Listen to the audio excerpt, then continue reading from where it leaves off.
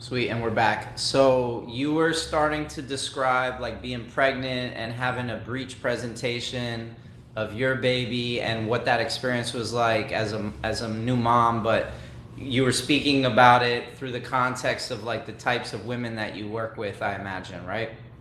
Yeah, so what that did is kind of lit a fire because about a year after my son was born, breech, it became illegal in California for home births to have breech babies.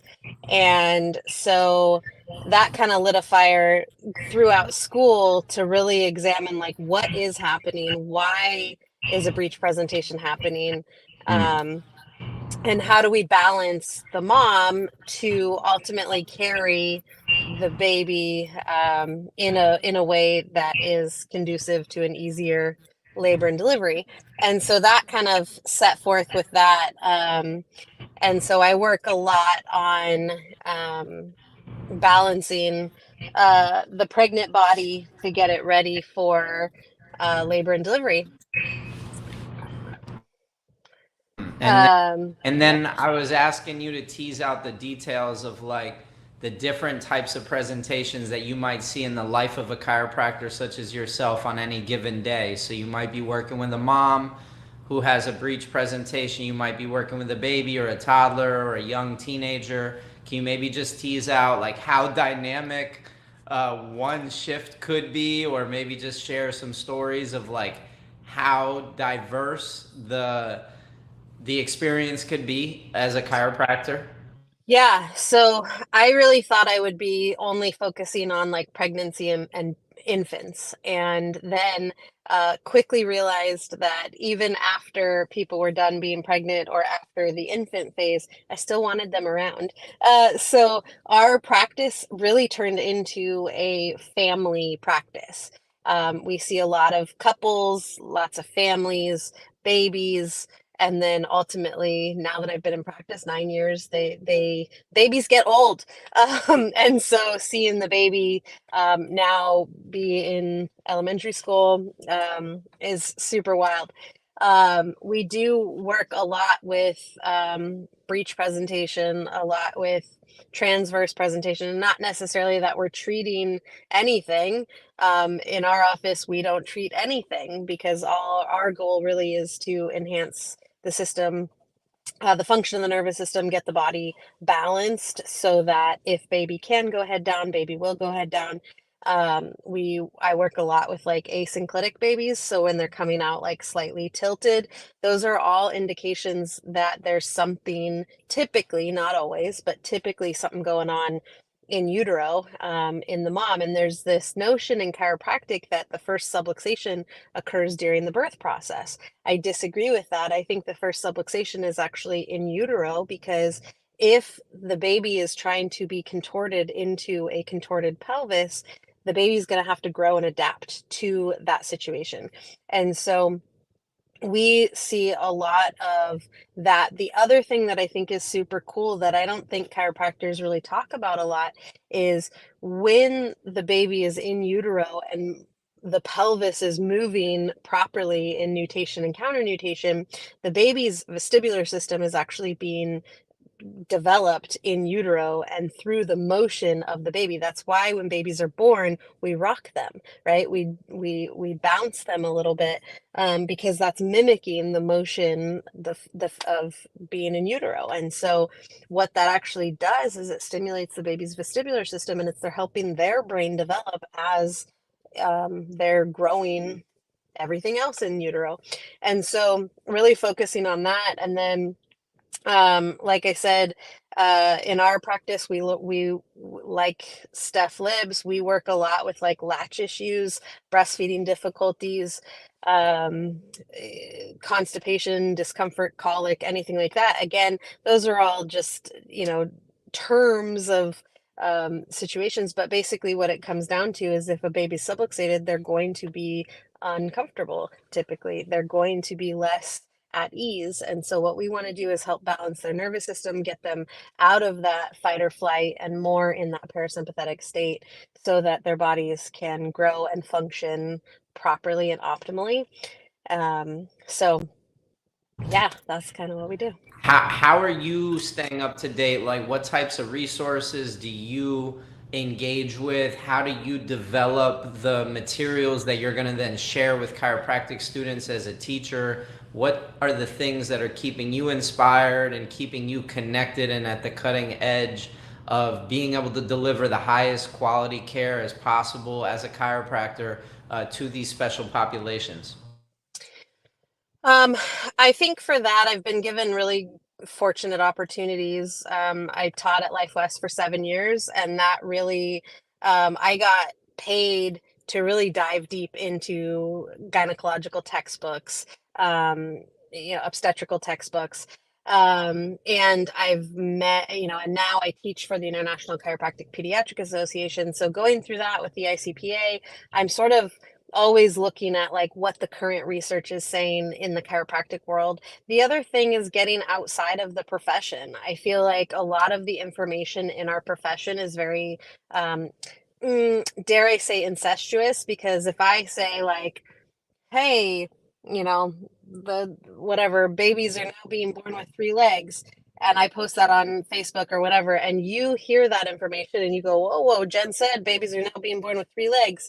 And then like it's just it circulates within the chiropractic community.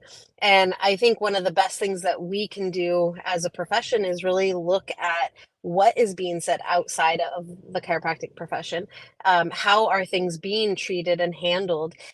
Because a lot of times, like I was just at a seminar this past weekend with a DO, doctor of osteopathy, and he was saying, it's interesting because um, often when I get babies, they've already been to like 12 other doctors. And I'm like, yeah, no, I feel that. Like, we're the doctors of last resort. And it's like, no, it's so stupid. Like, we should be like the first people that people are seeing, because what we do is so non-invasive, so minimally risky, as far as that goes. Like, and so all of that kind of stuff, and looking at like how we have, a lot of times what we're doing is supporting families. Moms or dads or families have been told that, oh no, there's nothing wrong with your kid. This is normal. Your baby cries for 10, 15 hours a day. That's totally normal. They'll grow out of it. And it's like, no, they'll grow into it and learn ways to adapt. But like they're growing into a world where they don't trust people because they're just being left to cry. And anyways, we could go down so many rabbit holes. But the point is that what we want to do is help the baby balance within their own system so that they're more comfortable, so that they're able to adequately absorb nutrients from either breast milk or formula that they're getting, and ultimately grow into a healthier functioning body. The brain develops the way the body moves. And so if there's subluxation or lack of movement in an area, the brain's not going to get that stimulation. And so I view it as my job to help increase the function, increase the movement so that the brain can develop and grow like it's supposed to do. Absolutely. I'm right there with you. As we segue to the end of this conversation, I'm curious if you could kind of describe the topics that you've become really passionate about and focused on as a professional, as a teacher, after 7 years at an institution where you were really like surveying the field and seeing all the different topics. Like, where have you honed your focus at? Where have you chosen to like kind of settle yourself? While you had before, when we lost connection, I started talking about Amy Spolster's program. I started talking about Steph Libbs and Yep. this Shannon Good, and this sort of collective of teachers who are really at the cutting edge of pediatric chiropractic, and great leaders and ambassadors for our profession. People now with you here that I've interviewed on this podcast, and I hear these reoccurring themes. So I'm just wondering, like, where you personally are passionate about putting your focus and energy in the next year, 10 years, 5 years, as far as what you're going to be promoting or teaching. Oh boy. So I mean, that's so multifactorial. I think the biggest thing is just education within the chiropractic world, right? Like, so I think that there are so many chiropractors, and what's becoming like fashionable or like a trend or whatever you want to call it is prenatal and pediatric chiropractic, which is awesome.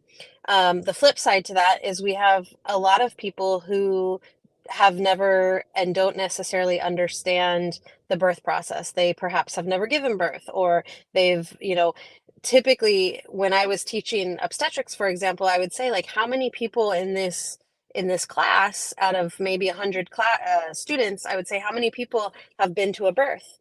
And maybe two or three would raise their hand. And I'm like, dang, like that to me is, like it's such a thing. Birth connects us all, right? Like we've all been through a pregnancy. We've all been through a birth. Here you are, Ben. Like you exist, right? Like you were born, you were at one point a baby in utero. And so my passion has really been to get people to understand in like the vast array of like labor and delivery and all things that go with that, with pregnancy. Because there's so much misinformation out there. There's so much, like, oh, well, I can't do this because the book that I read said I can't do that. And it's like, well, why can't you eat that? Well, because, so many unsubstantiated claims.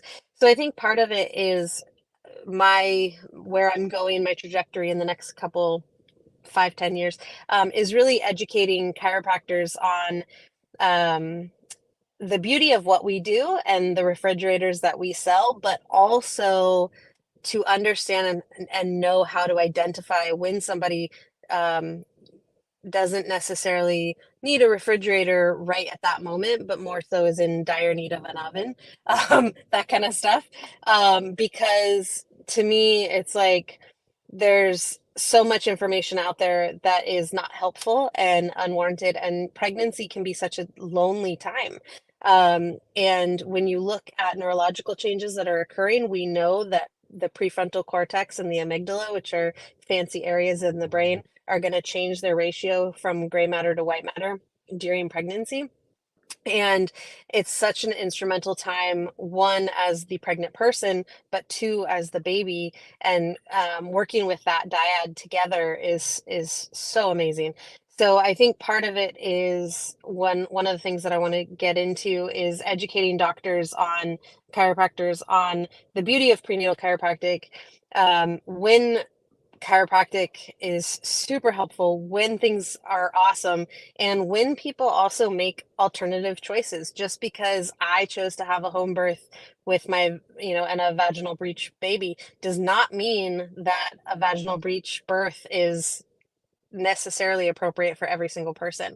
And so part of my thing is like, I think chiropractors really should be aware of what is happening in the medical world and like how beautifully medicine and chiropractic can work together. And sometimes, and a lot of times in this country, it's totally overutilized, but filling in those gaps and really having chiropractors understand that we don't need to come from a place of hostility, but a place of abundance for everybody else, that it's not either or. I see a lot of people in my practice that I work with and that are also working with PTs and OTs and um,